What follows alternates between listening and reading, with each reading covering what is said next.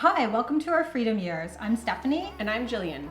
We're Canadian expats who saved and invested our way to financial independence. For us, this means that the returns from our investments can now cover our lifestyle expenses on an ongoing basis. This allowed us to quit our corporate jobs in Singapore, where we had been working for the past 6 years, and head off on the road for a life of slow travel with our 2 little dogs, going across Europe. If you saw our recent video of our Airbnb tour in Turkey, which I'll link up here, you'll know that we've spent the last few weeks in the exciting city of Istanbul, Turkey. We are already falling in love with Istanbul. It has been exciting, it's dynamic, it's the biggest city we've ever been in at 17 million people. We just love it. Just around every single corner, there's something new to see, something interesting, something different, so many tastes, so we'll get into all of that in this video. Spending this month in Istanbul is really reminding us of why we love slow travel. So it's a chance to explore the city, but at a very leisurely pace. So we don't have to run from one tourist site to another one. We can actually take it in over a number of weeks. And we can also keep up with our regular routines as well. So it's a really nice balance for us.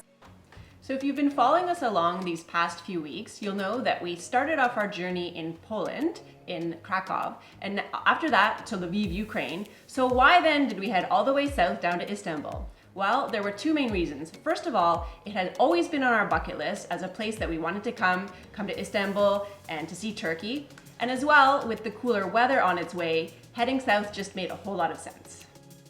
So as excited as we were to come to Turkey, there was something we were a little bit concerned about. We are of course traveling with our 2 adorable little poodles, Jasper and Huxley, and while we love bringing them out everywhere we go, we just weren't sure how they would be received when we were in Turkey, which is of course a predominantly Muslim country. So this was a real concern to us, and we did a lot of research to try to figure it out. During my online research, there were a lot of discouraging comments against bringing dogs to Turkey. People were saying we wouldn't be able to get out anywhere, to do anything, that we couldn't bring them into restaurants. So we weren't too sure whether Turkey was really the right destination for us.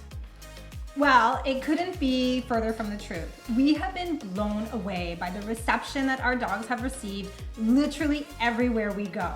So all we have to do is stand in front of a restaurant with our dogs, and we're quickly ushered in and given a menu. People love these dogs. We are stopped on the street corners. We are stopped when we're shopping. People are running up to us everywhere we are, wanting to take pictures, wanting to hold them, wanting to play with them. It has been amazing. We've never seen anything like this in any place we've been to. So bottom line, if you're even thinking about bringing your dog to Istanbul, absolutely do it. It has been an amazing experience for us. It's broken the ice with the locals so many times. We really feel like we've been able to connect with people over these dogs. It's been a lot of fun. So that's enough about our dogs. Now let's talk about what else we did while we were here in Istanbul for the past few weeks. So we started things off with a free walking tour once again.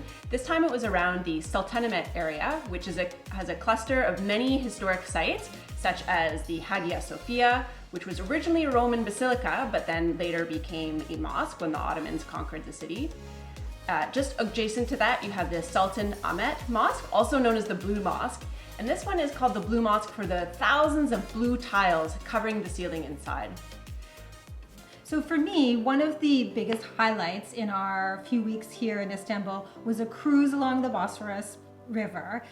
Cruise makes it sound very fancy. In fact, it was just on a very simple ferry. It costs hardly anything at all, and it's a chance to spend almost 2 hours going up and down the river, and we could just watch along the riverbank all of the beautiful palaces that are situated there and lots of other amazing sights.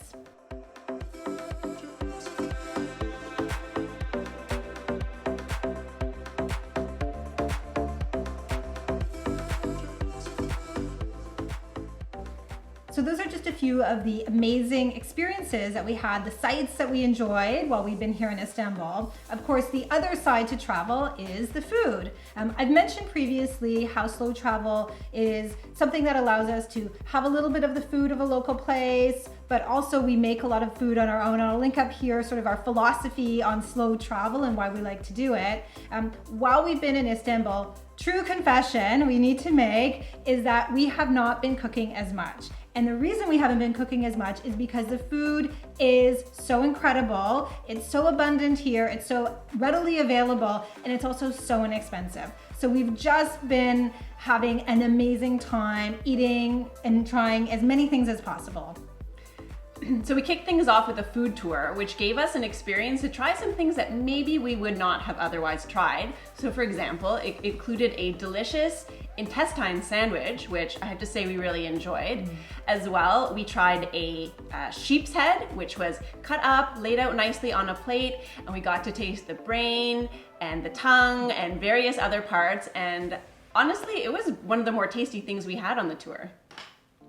We've also had a chance to try some of the more standard fare that you might expect. So no discussion of Turkish food would be complete without talking about the breakfast. So of course we have just had some amazing breakfast here in Istanbul, and it's just a full spread, olives and honey and clotted cream and some vegetables as well to make it a little bit healthy, but breads and spreads, all sorts of things, and of course many types of cheeses. So those breakfasts have been a true highlight. As well, of course, we had the kebabs. We've had midye dolma, which are mussels stuffed with rice. Those are pretty tasty. Those are amazing. You just basically stand at a street corner and scoop them in your mouth.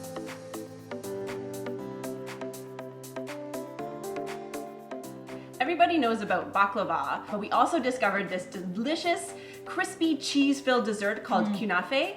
It's made with this finely shredded noodle-like dough and then soaked in honey syrup. That mix of savory and sweet is just to die for.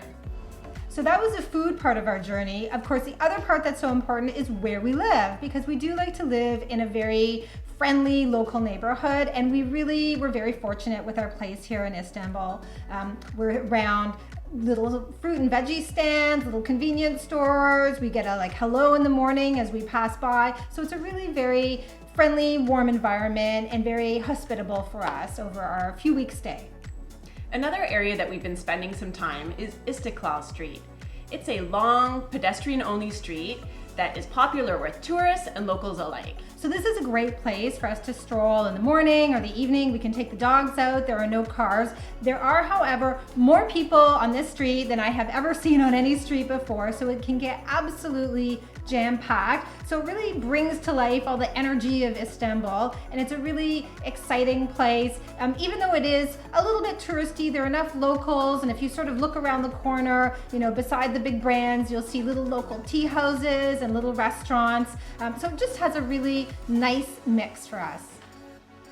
So the final aspect of our slow travel lifestyle is, of course, keeping fit. So we do like to get to a gym about 5 to 6 times a week if we can. So it's really important to us to find a nearby gym.